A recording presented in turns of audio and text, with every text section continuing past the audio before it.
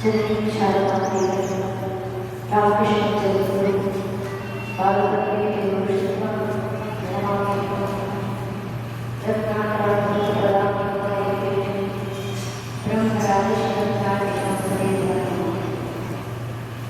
ಕ್ಷೇತ್ರದ ಗ್ರಾಮದೇವರು ಸಮಸ್ತ ಮೈಸೂರನ್ನು ಕಾಪಾಡಿಕೊಳ್ಳುವ ತಾಯಿ ಚಾಮುಂಡೇಶ್ವರಿ ಪಾರ್ವತಿ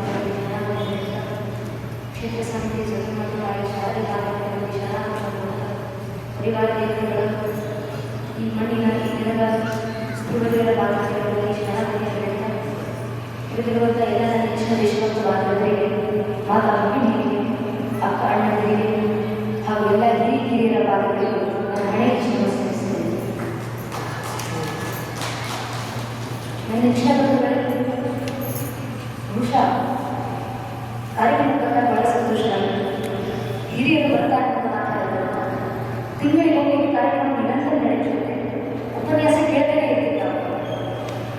ನನಗೆ ಬರುವ ಮುಂಚೆ ಒಂದು ಭಯ ಇದೆ. ಮಾತಾಡಲಿಕ್ಕೆ ಒಂದು ವಿಷಯ ಶಂಕರದ್ದು. ಶಂಕರ ಎಂಬುದೇ ಆಹ್ವಾನ ಸಾಗರ. ಈ ಪುಟ್ಟ ಬಾಯಿನ ಇನ್ನೆಷ್ಟು ಹೇಳಲಿಕ್ಕೆ ಸಾಧ್ಯ ಇಲ್ಲ. ಬಂದಾಗ ಇನ್ನೊಂದು ಭಯ ಪಡ್ತು. ಇರುವವರೆಲ್ಲ ಮತ್ತೆ ಕೇಳಿರೋರೆಲ್ಲ ವಿಷಯವಲ್ಲ. ಇನ್ನು ಇಷ್ಟು ಚಿಕ್ಕ ಮಗು ನಾನಿಂದ ಹೊಸದನ್ನು ಹೇಳಲಿಕ್ಕೆ ಸಾಧ್ಯ ಇದೆ. ನಿಮಗೆ ಗೊತ್ತಿದ್ದಿರುವಂಥ ವಿಷಯ ಹೇಳಿ ನನ್ನ ಹತ್ರ ಯಾವುದೂ ಇಲ್ಲ. ಈಗಾಗಲೇ ಕ್ಷಮೆಯನ್ನು ಬಿಡ್ತಿದ್ದೆ. ಈ ಹೊಸ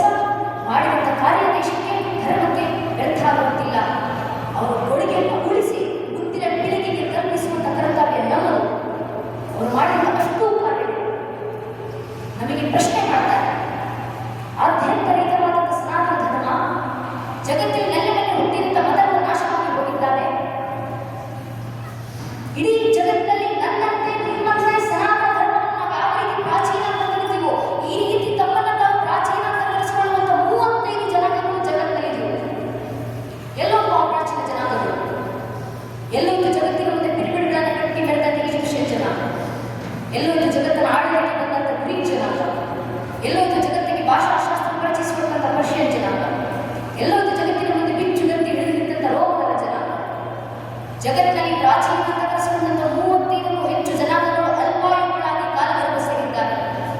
ನಮ್ಮ ಕಣ್ಣು ಮುಂದೆ ಕಾಣ್ತಿರತಕ್ಕಂಥ ನೂರಾರು ಮತತತ್ವಗಳು ಕಣ್ಮರೆಯಾಗಿ ಹೋಗಿದ್ದಾವೆ. ಯಾಕೆ? ಒಂದೇ ಒಂದು ಕಾರಣ, ಇತಿಹಾಸದ ತಮ್ಮೇಲಾದಂಥ 10, 20, 30, 40, 50 ವರ್ಷಗಳ ಕಾಲದ ಒಂದೇ ಒಂದು ಪರಕೀಯ ಜನಾಂಗದ ದಾಳಿಯನ್ನು ತಡೆಯುವಷ್ಟು ಸಾಮರ್ಥ್ಯ ಇಲ್ಲದೆ ಆ ಪ್ರಾಚೀನ ಅಂತ ಕರೆಸಿಕೊಂಡಂಥ ಜನಾಂಗಗಳೆಲ್ಲ ಮಣ್ಣಾಗಿ ಇತಿಹಾಸದ ಯುದ್ಧಗಳಿಂದ ಅಳಿಸಿಬೋದು. 21 ವರ್ಷ ಒಂದು ಜನಾಂಗದ ದಾಳಿ ಇಡೀ ಈಜಿಪ್ಷಿಯನ್ ಜನಾಂಗ ಮಣ್ಣಾಗಿ 14 ವರ್ಷ ಒಂದು ಜನಾಂಗದ ದಾಳಿ ಟರ್ಕಿನಲ್ಲಿದ್ದಂಥ ಮೂಲ ಜನಾಂಗ ನಶಿಸಿಹೋಯಿತು. 10 ವರ್ಷ ಒಂದು ಜನಾಂಗದ ದಾಳಿ ಇರಾನ್ನಲ್ಲಿದ್ದಂಥ ಮೂಲ ಜನಾಂಗ ನಶಿಸಿಹೋಯಿತು. ಆದರೆ ನಮ್ಮ ಸನಾತನ ಹಿಂದೂ ಧರ್ಮದ ಮೇಲೆ 10, 20, 40, 50 ವರ್ಷ ಅಲ್ಲ, ಚರಿತ್ರೆ ಸಾಕ್ಷಿಯಾಗಿ ನಿಂತಿದೆ. 1372ಕ್ಕೂ ಹೆಚ್ಚು ವರ್ಷ ನಿರಂತರ ನಮ್ಮ ಮೇಲೆ ದಾಳಿ. ಇಷ್ಟು ವರ್ಷ ನಮ್ಮ ಮೇಲೆ ದಾಳಿ ಮಾಡಿದ್ರು ಒಂದೆರಡು ಪರಕೀಯ ಜನಾಂಗದವರ, ಒಂದೆರಡು ಪರಕೀಯ ದೇಶದವರ ಒಂದು ರೂಪದಲ್ಲಿ ಎರಡು ವೈಚಾರಿಕವಾಗಿ ದಾಳಿ ಮಾಡಿದ್ರು, ಛಾತ್ರ ದೇಶದಿಂದ ದಾಳಿ ಮಾಡಿದ್ರು, ಒಬ್ಬರಾದ ನಂತರ ಒಬ್ಬರು.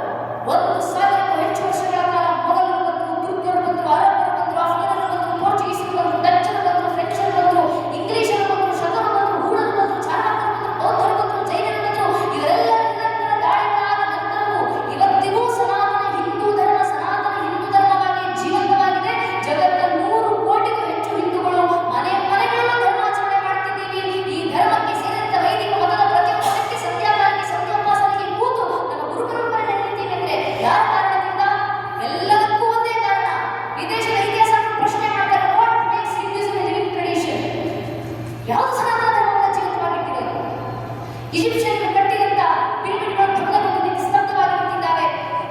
ಈ ಹಿಂದೂಗಳು ಕಟ್ಟಿದಂಥ ಕಾಶಿ ವಿಶ್ವನಾಥ ಮಂದಿರದಲ್ಲಿ ಇವತ್ತಿಗೂ ಭ್ರಷ್ಟನಾದವನ್ನು ಜೈಕರಿಸಿದ್ದಾರೆ. ರೋಮರು ಕಟ್ಟಿದಂಥ ಸಾಮ್ರಾಜ್ಯಗಳು ಮಣ್ಣಲ್ಲಿ ಭಸ್ಮವಾಗಿ ನಿಂತಿದ್ದಾವೆ.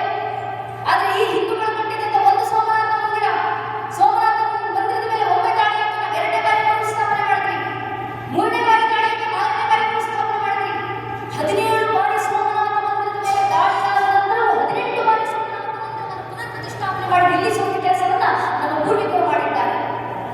ಇತಿಹಾಸವನ್ನು ಪ್ರಶ್ನೆ ಮಾಡ್ತಾರೆ, ಯಾವುದು ಈ ಜೀವನಕ್ಕೆ ಸನಾತನ ಧರ್ಮ? ಯಾವುದು ಉಳಿಸಿಕೊಂಡಿದೆ ಸನಾತನ ಧರ್ಮವನ್ನು? It is the text written, it is the song song is glory, is it the knowledge system, is it the pride, is it the heritage? ಯಾವುದು ಸನಾತನ ಧರ್ಮ ಜೀವಂತವಾಗಿಟ್ಟಿರೋದು? ಅವರ ಜ್ಞಾನ ಪರಂಪರೆಯ, ಅವರ ಪೂರ್ವಿಕರು ಬರೆದಿಟ್ಟೋದಂಥ ಗ್ರಂಥಗಳ, ಅವರು ಹಾಡಿದಂಥ ಹಾಡುಗಳ, ಅವರ ಹಿರಿಮೆಯ, ಅವರಲ್ಲಿರುವಂಥ ಸ್ವಾಭಿಮಾನವಾಗಿ ಯಾವುದು? ಜಗತ್ತಿನ ಇತಿಹಾಸಕಾರರಿಗೆ ಇನ್ನೂ ಉತ್ತರ ಸಿಗಲಿಲ್ಲ. ಆದರೆ ನಮಗೆ ಮಾತ್ರ ಖರಾರವಾಗಿ ಗೊತ್ತು, ಯಾವ ಕಾಲದಲ್ಲಿ ನಮ್ಮ ಇಡೀ ಶ್ರುತಿಪಾದಬಾಧಿತ ಧರ್ಮ ನಾಶವಾಗುವ ಸ್ಥಿತಿಗೆ ಬಂದು ನಿಂತಿತ್ತು. ಆ ಸಂದರ್ಭದಲ್ಲಿ ಶ್ಯಾಮ ದಾಮ ದಂಡ ಮೇಲೆ ಯಾವ ರೀತಿಯಲ್ಲಾದರೂ ಪರವಾಗಿಲ್ಲ, ಇದೊಂದು ಪರಂಪರೆ ರಕ್ಷಣೆ ಆಗಬೇಕು ಅಂತ ಎಲ್ಲರೂ ಮೊದಲು ಪರಶುರಾಮರು ಕೊಟ್ಟಂತ ಆದರ್ಶ, ಅಗ್ರಸ್ತೋ ಚತುರ್ವೇದ ಪುಷ್ಪಕಂ ಶಿಶರದನು ಇದಂ ಬ್ರಾಹ್ಮವಿದಂ ಕ್ಷಾತ್ರಂ ಶಾಪಾದ ಪಿಶರಾದ. ಮಸ್ತಕದಲ್ಲಿ ಚತುರ್ವೇದಗಳ ಜ್ಞಾನಗಳು ತುಂಬಿದ್ದಾವೆ, ಬೆನ್ನಿನಲ್ಲಿ ಬಾಣಗಳ ಬತ್ತಳಿಗೆಗಳು ತುಂಬಿದ್ದಾವೆ. ವೈಚಾರಿಕವಾಗಿ ಯುದ್ಧ ಮಾಡಲಿಕ್ಕೆ ಬರ್ತೀರಾ, ಬನ್ನಿ ಬ್ರಹ್ಮ ತೇಜಸ್ಸಿನಿಂದ ಎದುರಿಸ್ತೀವಿ. ನೇರಾಗಿ ಯುದ್ಧ ಮಾಡಲಿಕ್ಕೆ ಬರ್ತೀರಾ, ಬನ್ನಿ ಕ್ಷಾತ್ರ ತೇಜಸ್ಸಿನಿಂದ ಎದುರಿಸ್ತೀವಿ. ಶಾಪಾದ ಪಿಶರಾದಪಿ ಯಾವ ರೀತಿ ಬಂದರೂ ರಾಷ್ಟ್ರ ಪರಂಪರೆ ರಕ್ಷಣೆಗೆ ನಾವು ಸಿದ್ಧ. ಅದನ್ನು ಜೀವಂತ ಸಾಕ್ಷಿಯಾಗಿ ತೋರಿಸುವುದು ಆದಿಶಂಕರಾಚಾರ್ಯರು. ಮಸ್ತಕದಲ್ಲಿ ಚತುರ್ವೇದಗಳ ಜ್ಞಾನ ಎದುರಿಗೆ ಬಂದಂಥ ಯಾವ ವ್ಯಕ್ತಿಯನ್ನು ಕೂಡ ವಾಗ್ವಾದದಲ್ಲಿ ಕೂರಿಸಿ ಸೋಲಿಸಿ ಸನಾತನ ಧರ್ಮದ ಪುನರ್ ಪ್ರತಿಷ್ಠಾಪನೆಯನ್ನು ಮಾಡಿದರು. ಅವರು ಹೋದಲ್ಲೆಲ್ಲ ಬಾಲ ಹುಡುಗ ಸ್ವಾಮಿ, ಬಾಲಗುರು ಜೊತೆಗೆ 4 ಜನ ಶಿಷ್ಯರು ನಿಂತಿದ್ದಾರೆ. ಗುರುವಿಗಿಂತ ಶಿಷ್ಯರು ವಯಸ್ಸಿನ ದೊಡ್ಡವರು. ಪುಟ್ಟ ಹುಡುಗ, 16 ವಯಸ್ಸು ತುಂಬಿದೆ, 8 ವರ್ಷಕ್ಕೆ ಚತುರ್ವೇದಗಳ ಜ್ಞಾನವನ್ನು ಪಡೆದಿದ್ದಾರೆ, 12 ವರ್ಷಕ್ಕೆ ಸಮಸ್ತ ಶ್ರುತಿಗಳನ್ನು ಶಾಸ್ತ್ರಗಳನ್ನು ಓದಿಕೊಂಡಿದ್ದಾರೆ, 16 ವಯಸ್ಸಿಗೆ ಬೇಕಾದಂಥ ಪ್ರಸ್ಥಾನದ ಭಾಷೆಗಳನ್ನು ಬರೆಸಿ ಮುಗಿಸಿದ್ದಾರೆ. ಇನ್ನು ಉಳಿದ 16 ವರ್ಷಗಳ ಕಾಲ ಇಡೀ ದೇಶ ಪರ್ಯಟನೆಯನ್ನು ಮಾಡಿ ದೇಶಾದ್ಯಂತ ಸನಾತನ ಧರ್ಮದ ಪುನರ್ ಪ್ರತಿಷ್ಠಾಪನೆಯನ್ನು ಮಾಡುತ್ತಿದ್ದಾರೆ. ಹೋಗುತ್ತಿದ್ದರೆ ಹುಡುಗ, ಪುಟ್ಟ ಬಾಲ ಹುಡುಗ, ಕೊರಳಲ್ಲಿ ರುದ್ರಾಕ್ಷಿ ಮಾಲೆ, ಹಣೆಗೆ ಚಂದ್ರ ತಿಲಕದ ಬಿಂಬ, ಕಾಲ್ಚರಣಗಳಲ್ಲಿ ಚರಣಮುದ್ರೆ ಎಲ್ಲವನ್ನು ಧರಿಸಿಬಿಟ್ಟಿದ್ದಂಥ ಒಂದು ಕೈಯಲ್ಲಿ ದಂಡ ಏಕದಂಡಿ ಸನ್ಯಾಸಿ, ಮತ್ತೊಂದು ಕೈಯಲ್ಲಿ ಕಮಂಡಲ ಹೊತ್ತು ಬರ್ತಿದ್ದಂಥ ಯುವಕ ಹೋದಲ್ಲೆಲ್ಲ ಸನಾತನ ಧರ್ಮದ ವೇದ ಘೋಷಗಳು ಜೀಕರಿಸಿತು. ಯಾವ ಭಾಗದಲ್ಲೆಲ್ಲ ಸನಾತನ ಧರ್ಮದ ನಾಶವಾಗಿ ದೇವಸ್ಥಾನಗಳಲ್ಲಿ ನಡೀತಿದ್ದಂಥ ಪೂಜಾ ಕೈಂಕರ್ಯಗಳು ಸ್ತಬ್ಧವಾಗಿ ನಿಂತಿದ್ದು, ಆ ಎಲ್ಲ ದೇವಸ್ಥಾನಗಳಲ್ಲಿ ಮತ್ತೊಮ್ಮೆ ಪೂಜಾನಾದಗಳನ್ನು ನಡೆದವು, ಘಂಟಾನಾದಗಳನ್ನು ಜೀಕರಿಸಿದರು. ಶಂಕರಾಚಾರ್ಯ ನಿತ್ಯ ವೈಚಾರಿಕವಾಗಿ ಧರ್ಮ ರಕ್ಷಣೆ ಮಾಡಿದಷ್ಟೇ ಅಲ್ಲದೆ ಇವತ್ತಿಗೂ ಸನಾತನ ಧರ್ಮ ಋಣಿಯಾಗಿರಬೇಕಾಗಿರುವಂಥ ಅವರ ಒಂದು ಕಾರ್ಯ ನಾಗಾ ಸಾಧುಗಳ ಪರಂಪರೆ ಸೃಷ್ಟಿ ಮಾಡಿದರು. ಧರ್ಮ ರಕ್ಷಣೆ ಆಗಬೇಕು, ಛಾತ್ರ ದೇಶದಿಂದ ಧರ್ಮ ರಕ್ಷಣೆ ಮಾಡಬೇಕಾಗಿರುವಂಥವರು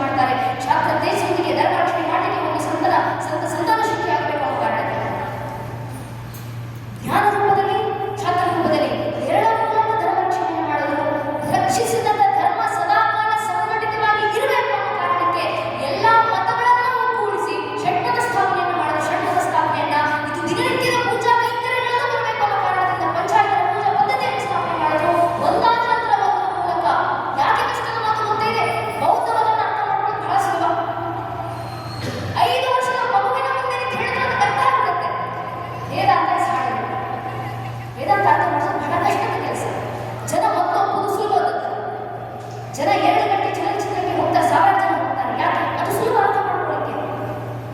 ಅದು ಉಪನ್ಯಾಸಕ್ಕೆ ಸ್ವಲ್ಪ ಬಹಳ ಕಡಿಮೆ, ಯಾಕಂದ್ರೆ ಉಪನ್ಯಾಸ ಅರ್ಥ ಮಾಡ್ಕೊಳ್ಳೋದು ಕಷ್ಟ, ಅವ್ರು ತಿಳಿದಿರೋದ್ರಿಂದ ಬರೋದಿಲ್ಲ. ಆಗಿನ ಕಾಲದಾಗ ಇದ್ದಂಥ ಸ್ಥಿತಿಯೂ ಅದೇ.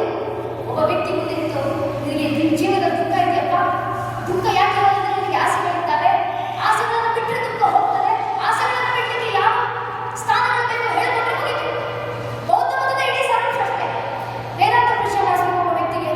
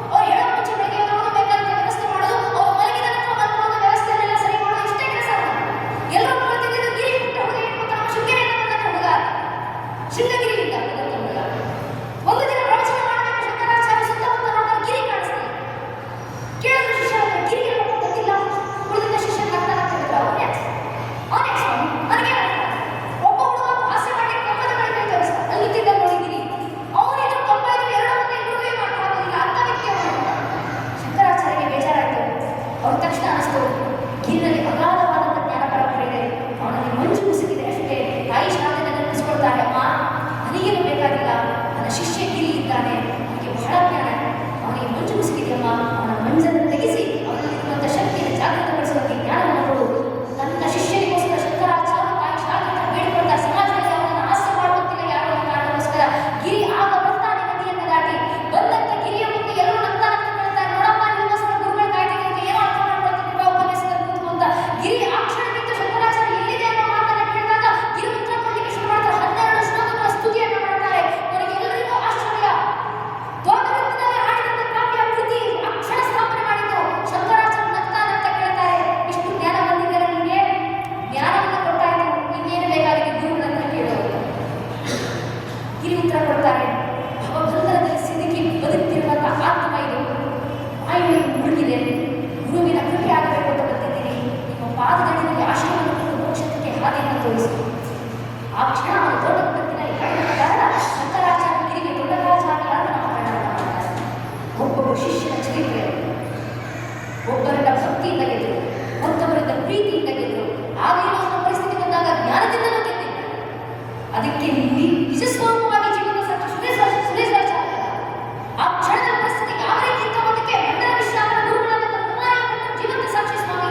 ಒಬ್ಬ ಕುಮಾರಯ್ಯ ಭಟ್ಟರು ಸನಾತನ ಧರ್ಮದ ಸ್ಥಾಪನೆ ಯಾಕೆ ಕಷ್ಟ ಅಂದ್ರೆ ಅವರ ಜೀವನ ಓದಿದಾಗ ನೋಡಿದಾಗ ಅರ್ಥ ಆಗುತ್ತೆ ನಮಗೆ. ಅವರು ವೈದಿಕ ಪರಂಪರೆ, ಅವರು ಪೂರ್ವ ಮೀಮಾಂಸೆಯನ್ನು ಅರ್ಥ ಮಾಡಿಕೊಂಡಾಗ ತಿಳಿದಂಥ ವಿದ್ವಾಂಸರು ಉಳ್ಳಂಥ ವಿದ್ವಾಂಸರು. ಆದರೆ ನಮ್ಮ ಪರಂಪರೆ ನಾಶವಾಗ್ತಿರೋದು ಬೌದ್ಧ ಮತದ ಕಾರಣದಿಂದ ಅವರನ್ನ ವಾಗ್ವಾದದಲ್ಲಿ ಸೋಲಿಸಬೇಕಂದ್ರೆ ಅವರ ಮತವನ್ನು ಅರ್ಥಕೊಳ್ಬೇಕಾದ್ರೆ ಬೌದ್ಧ ಗುರುಕುಲಕ್ಕೆ ಹೋದ್ರು, ಅಲ್ಲಿ ಪಾಠವನ್ನು ಕಲಿತರು. ಯಾವುದೋ ಬೇರೆ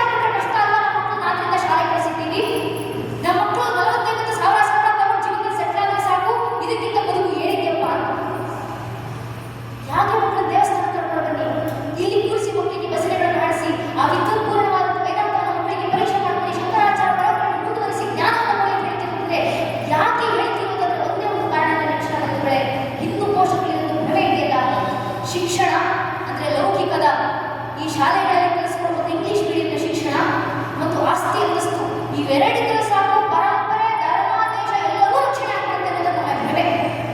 ಯಾಕೆ ಸಾಗೋದಿಲ್ಲ ಅಂದರೆ ಇತಿಹಾಸ ಟೆಕ್ಸ್ಟ್ ಬುಕ್ ಎಕ್ಸಾಂಪಲ್ಸ್ ನಮಗೆ ನೀಡ್ತಾ ಬಂದಿದೆ.